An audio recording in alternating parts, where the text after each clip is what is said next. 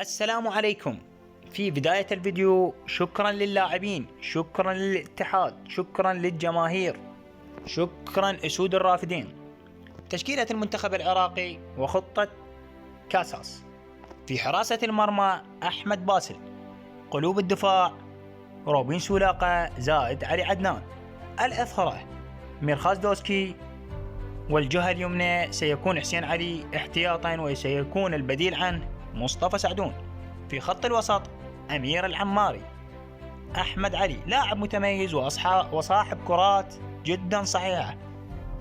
الأجنحة بايش، علي جاسم ويوسف الأمين خلف المهاجم، زائد رأس الحربة علي الحمادي.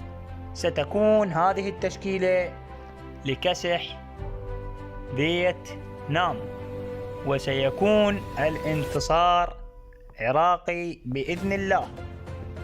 طبعا هاي التشكيلة مو أنا اللي نشرتها، مو أنا أول شخص اللي نشرها، طبعا نشرت فد مواقع كلش هواي.